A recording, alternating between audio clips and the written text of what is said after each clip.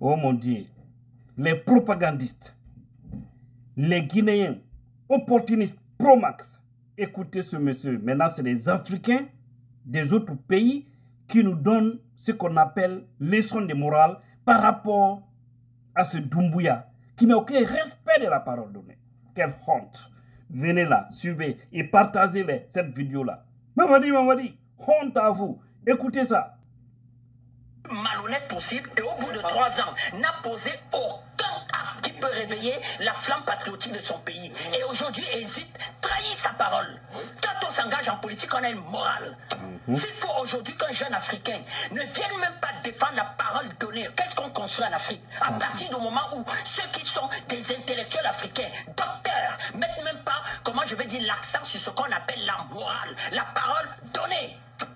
Monsieur Doumbouya, devant la terre entière, dit nous n'allons pas nous présenter à l'élection présidentielle. Personne de ceux qui m'accompagnent là iront à l'élection présidentielle. C'est ce qu'on voit. Il n'a pas de parole. Quelqu'un qui n'a pas de parole, c'est quelqu'un qui n'a pas de valeur. Comment on élève un pays quand on n'a pas de valeur? On va faire une pause ici. Nous allons exactement écouter ces propos de Doumbouya. Quelqu'un qui a juré devant les hommes. Et puis je vois des vendus de la Guinée, des opportunistes, des lâches qui disent que non, on doit le soutenir. Malheur sur vous. On écoute et on continue le débat là. Le CNRD rassure la communauté nationale et internationale qu'il ne confisquera jamais le pouvoir.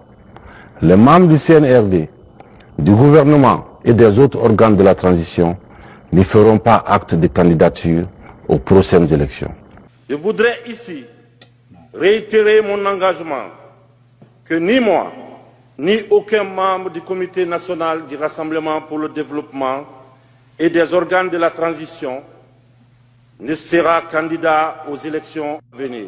Nous devrons œuvrer ensemble pour poser les bases d'une société réconciliée et engagée pour son développement socio-économique. À quand les élections libres et transparentes dans ce pays? Est-ce que vous avez un délai? Et serez-vous candidat?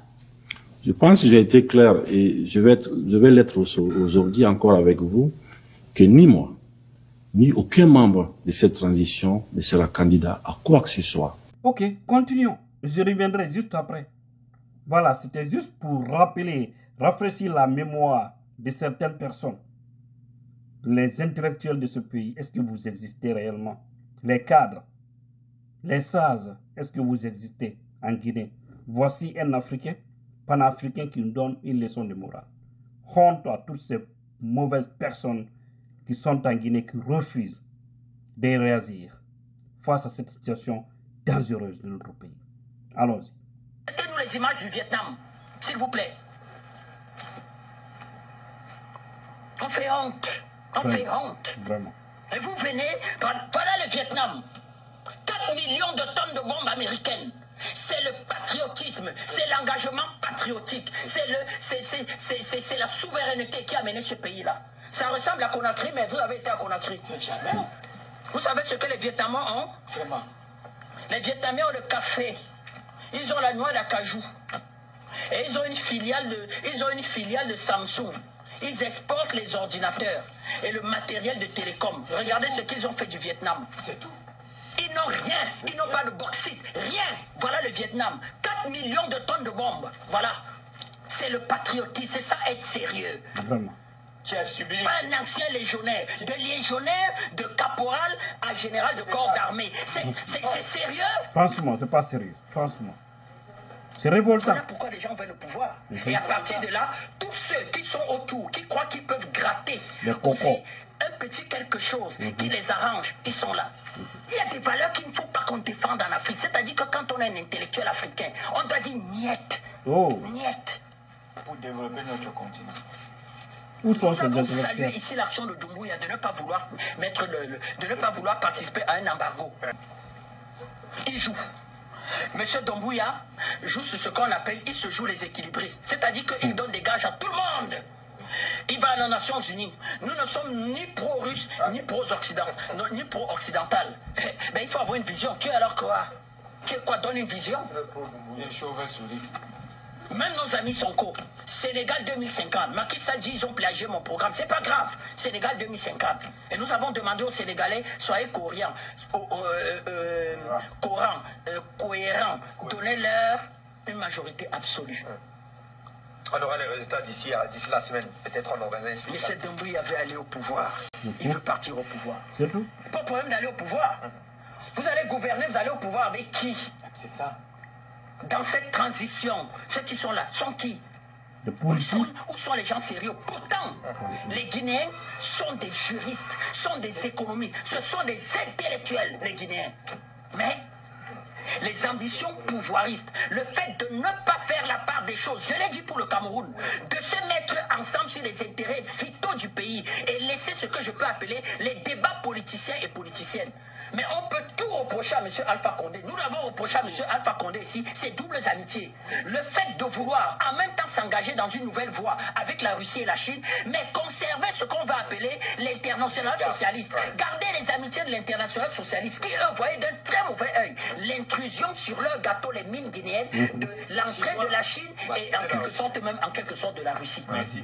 Voilà effectivement ce qui donne comment je peux dire, des opportunités à M. Doumbouya d'arriver au pouvoir. C'est ça. D'arriver au pouvoir, porté par la France, encouragé par la France. Oui. Plus personne ne lui rappelle à Paris. Quand vous aviez dit, vous, monsieur, que vous ne serez pas candidat. Mais on rappelle à M. Goïta que M. Goïta, vous ne devez pas être candidat. Lui qui n'a jamais pris un engagement devant la terre entière de ne pas être candidat.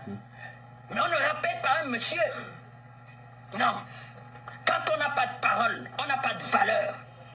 C'est cette conclusion qui m'a beaucoup intéressé. Quand on n'a pas de parole, on n'a pas de valeur. Le monsieur a tout dit. Et non, c'est grave au fait. Parce qu'il était, au moins il était à l'ère Légion française. Il n'était qu'un caporal. En un laps de temps, pam, sur Alpha Condé, ils lui ont donné un peu de grade. Et voilà aujourd'hui, il se bombarde général. Nous allons lire le titre de ce post d'un monsieur que j'ai retrouvé sur Facebook, très intéressant. On dit M.A. Baldé. Ce sont nos cousins africains qui nous défendent et nous enseignent la morale. Tandis que nous autres, nous défendons Mamadi Doumbouya et son fameux CNRD dans leur malhonnêteté. Vous serez vaincus, Inch'Allah, car Dieu n'aime pas les injustes et les criminels. C'est ça. Il a parfaitement raison. Vous avez suivi cette vidéo si importante. Je crois que cela devrait réveiller nos consciences. Pas pour ne rien, chaque jour nous sommes là pour vous parler, pour vous conscientiser, pour vous donner le chemin à suivre. C'est extrêmement important. Certains vont négliger, mais c'est lorsque ça va péter que vous allez comprendre. Mais comment est-ce qu'on peut avoir de morale dans un pays lorsque je vois des messages comme ça? Regardez ça. Vous étiez aussi très surpris. Oh non, c'est pas possible. Regardez ça. La sensibilisation. Donc soyez plus forts. Surtout que vous êtes venu avec du riz. Donc maman est pleine et il y a tellement de bouches qui ont besoin de manger. Donc ça aussi, c'est une forme de soutien. Au nom de la sensibilisation. Donc soyez plus forts. Surtout que vous êtes venu avec du riz. Donc maman est pleine et il y a tellement de bouches qui ont besoin de manger. Surtout que vous êtes venu avec du riz. À maman. Lors de la propagande. C'est pourquoi on dit que c'est les billets de banque qui circulent. Personne ne se soucie du pays. Sinon, si les gens se souciaient de ce pays-là, les hommes en tenue devraient prendre le devant pour dire à Mamadi non. Les hommes en robe devraient lui rappeler à l'ordre, surtout la Cour suprême. Les politiciens font autant. Chaque fois, rappeler ces gens-là à l'ordre et à respecter les paroles. Et tu vois, certains indignes guinéens qui disent que eux maintenant, c'est le peuple qui nous dit de rester.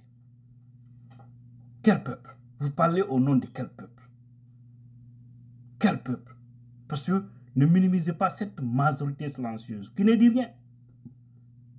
ne dit rien. On les appelle les observateurs, mais qui sont très déçus de la situation. Obama disait qu'il sait que s'il partait à un 3e mandat, qu'il allait gagner. Parce qu'il sait que les Américains lui font confiance. À 100%, donc il n'y a même pas de doute. Il dit s'il se présentait, il pouvait gagner. Il dit mais que sa conscience ne peut pas le permettre.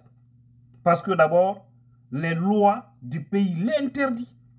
Au-delà de ça, même si les lois l'autorisaient, mais qu'il n'est pas le seul Américain. Il a laissé le chemin à un autre, ou la chance à un autre. Non seulement l'Amérique interdit plus de 2 mandats, tu peux faire 2 mandats successivement ou un après l'autre, comme Trump, par exemple. Il a fait un premier mandat. 2e mandat, il n'a pas eu. Successivement, il est revenu, il a eu. Donc, il est à son 2e et dernier mandat. Après les 4 ans, c'est fini pour lui au pouvoir. C'est ça la démocratie. Et les poutistes là, un peu différents à ceux du Mali et autres, parce que là-bas, on n'a jamais entendu les Assimi leur charte dire qu'ils ne seront pas candidats. Mais nous, c'est nous. Je crois, j'ai oublié si c'est l'article 46 ou 47, quelque chose comme ça. C'est écrit blanc sur noir. Qu'aucun ne sera candidat parmi eux. Ce n'est même pas seulement la parole d'abord de Mamadi. La parole d'abord, c'est autre chose. Mais déjà, c'est écrit dans la charte qu'ils sont en train d'utiliser actuellement pour gouverner injustement ce pays. Et aussi, au-delà, il a dit, les anges ont écrit, c'est enregistré par Allah subhanahu wa ta'ala, et c'est enregistré par les Guinéens conscients. Les Africains observent. L'Occident vise l'intérêt Simandou, la bauxite. Pourquoi? Ils sont calmes. C'est pourquoi le dernier mot doit revenir aux Guinéens. Les intellectuels de ce pays doivent se réveiller. L'armée doit se réveiller. Nous ne devons pas laisser cette parjure continuer. Non, il faut vraiment les freiner. Parce que c'est à cause de tout ça, ils ont enlevé Alpha Condé. Donc tous les moyens aujourd'hui sont bons pour faire dégager Mamadi Doumbouya à la tête de ce pays. Et nous serons là pour saluer cela.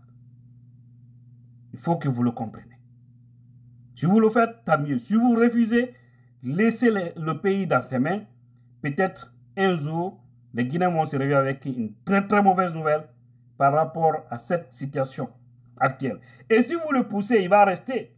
Vous allez dire que vous allez voter pour. Il ne faut même pas voter. Il faut seulement dire qu'il est officiel. Mais je dis, le film c'est la fin. Mais il y a ce combat.